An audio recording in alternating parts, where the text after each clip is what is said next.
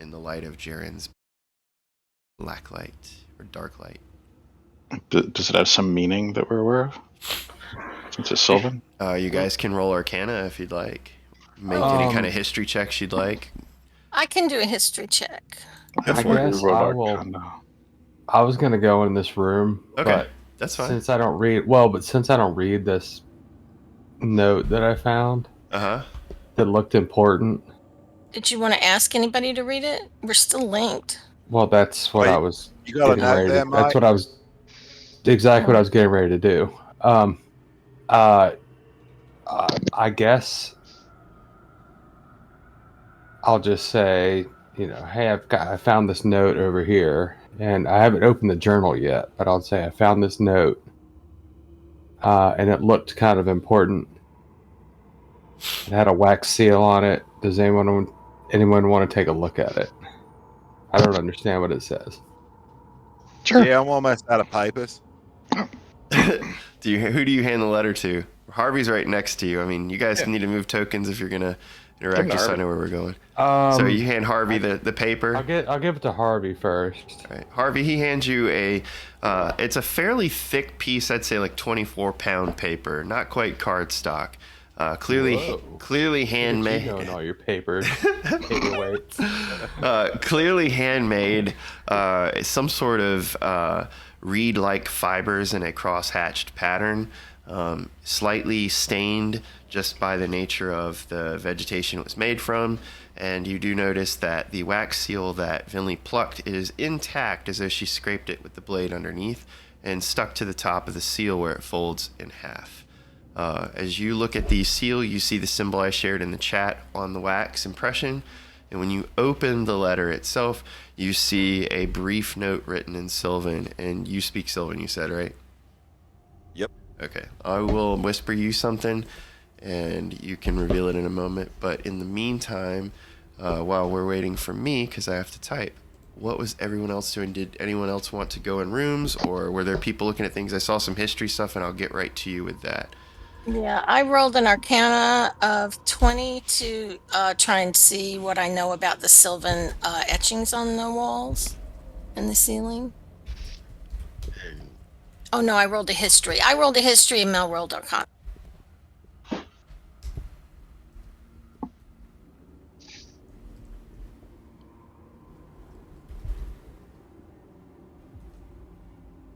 Mel's skipping rocks in the cistern.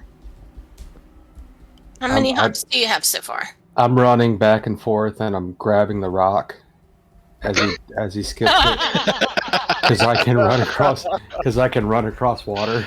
Run across water and catch missiles. All right. Yeah. Jaren's just kind of waiting to see where people go after they're done investigating. Harvey's got the paper Just out, chilling. unfolded, just looking at it. All right. You got your whisper. So with your investigation, Happy, that's what you rolled, correct? Investigation. I rolled history, and Mel rolled Arcana. Okay, so gotcha. I got a 20 and he got an 18. All right, awesome. Happy, as you see the room illuminate with Jaren's black light filling the space, and these letters just kind of come to life and glow slowly to reveal themselves. The light etches into the stone and catches every bit and corner, finally revealing the large sigil at the dome, on the dome at the top of the cistern. You look up at that in complete shock, and you have a brief flashback to your time in the Candlekeep. You remember working tirelessly, hours and hours and hours, pushing the library carts, climbing up the huge ladders that connect to guardrail poles on wheels that snake around paths all through the aisles of the immense hallways and multiple floors of the Candlekeep. And you remember one evening, at the request of the person you were serving, the Lady Festandia sent you to look for some restricted information. So much so that you had to contact the Magisters of the Candlekeep that afternoon to receive special clearance.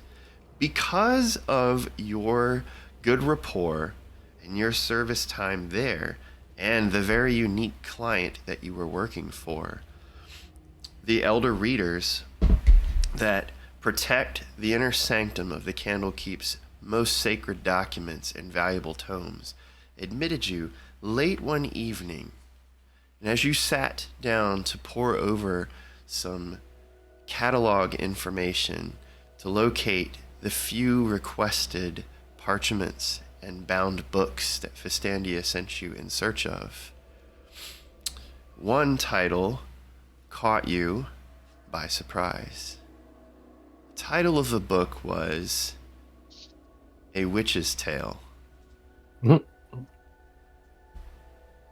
And what struck you as odd is up until that point, all of the other information that Fistandia was having you recover seemingly dealt with random spells, magical information of high level, only able to be controlled and harnessed by the most advanced level of casters. A few history books on the ancient geography, landscape, and kingdoms of the Sword Coast and along Faerun. But Witch's Tale, A Witch's Tale. And such a simple title, almost a childish title.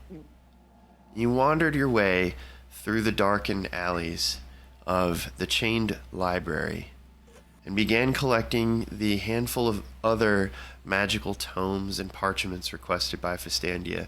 And as you approached the aisle where the book was supposed to be located, you walked deeper into the shadows, only illuminated by your hooded lantern.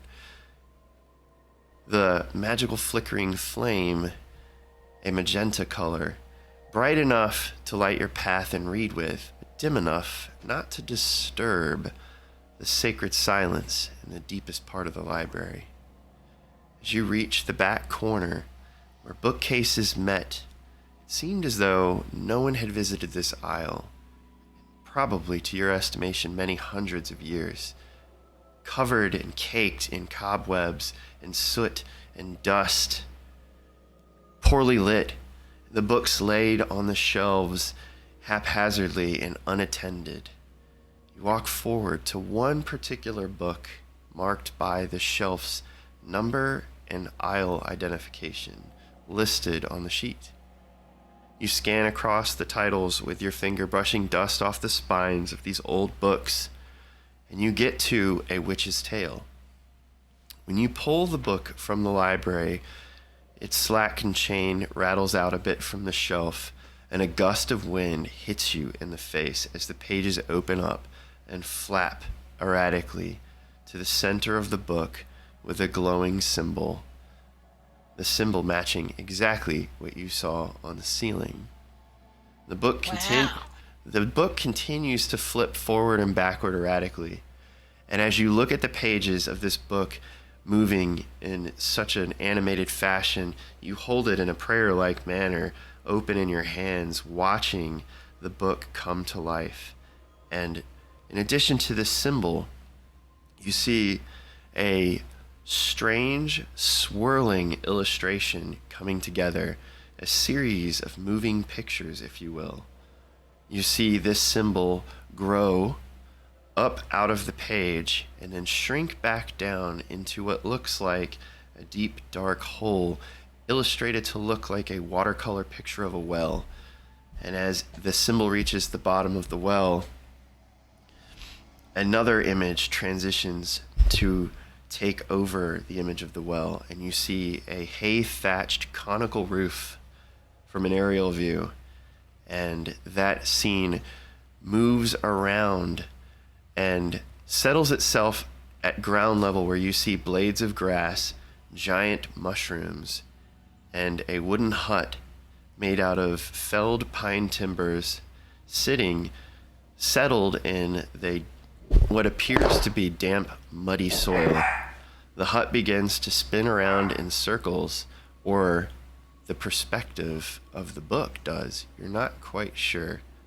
And as it goes round and round and round, eventually the top of the hut itself spins offward, as though it were being taken off by a hand removing the lid of a toy. And on the inside of the hut, you see a little old woman sitting in a chair, knitting and Close beside her, a giant mortar and pestle that pounds itself with strange unknown contents. And the picture looks at you as you look at it and says, "Good evening. What do you want to say to Baba Yaga?"